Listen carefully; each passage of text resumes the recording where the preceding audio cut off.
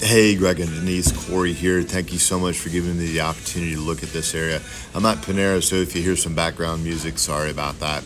All right, so first thing we want to do is just completely clean this off with the exception of this lantana right here. I'm going to put the mulch in first, even though that's what we do last, but there's ultimately where we're going. So let's review the trees. I feel like if we just do trees and then leave this relatively open, that's going to be better than putting a lot of bushes in here. So going from right to left, this is serviceberry. This is a Emperor One Japanese maple, redbud, orangeola Japanese maple, coral bark Japanese maple, and then lastly, Crimson Queen Japanese maple. Let's take a tour of this. It somewhat shows you in these photos how it progresses from spring to summer.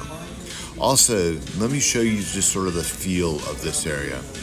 This gives you the feel of the area. These are all Japanese maples, but this is the general concept of what I'm looking at creating in here.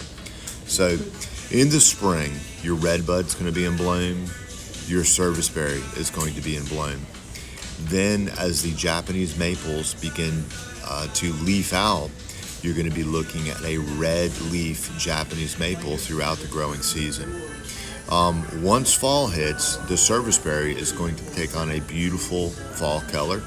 That's it right there. Throughout the year, the Crimson Queen Japanese maple will have red foliage like what you see there. The Orangeola Japanese maple will also look like this. A little close-up view of it right there. This is the biggest surprise, the coral bark Japanese maple. It's an unassuming green Japanese maple until right about now, this time of the year, and that's when it lights up with yellow fall color. Right now at the office, I expect my power bill to go up because this is so beautiful, brilliant yellow. In the winter time, the reason why it's called coral bark is because the bark of this tree turns a pink coral color.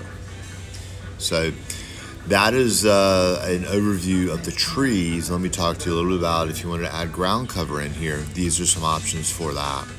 So one option is to do ferns in there. There's two types of ferns. Southern Shield grows aggressively. It would fill that area in pretty quickly. That's a pro. Con is it's going to die down in the winter. Other one is autumn fern. It'll look like this year round except for in the spring. Last year's growth dies and then new growth comes up. Good old liriope. Since that area is surrounded by concrete, I would do an aggressive spreading liriope. Spicata, liriope spicata. It would probably fill in pretty quickly. Another one, sweet woodruff. This gets a little bit taller. It blooms. And there's another shot of sweet woodruff right there. And last one is lamium. It's got this, this is called Beacon Silver Lamium. And that's what it looks like in mass. So that is an overview of those ideas. Give me some feedback on it and I'll get the estimate wrapped up for y'all next week. Thank you so much. Hope you have a great weekend.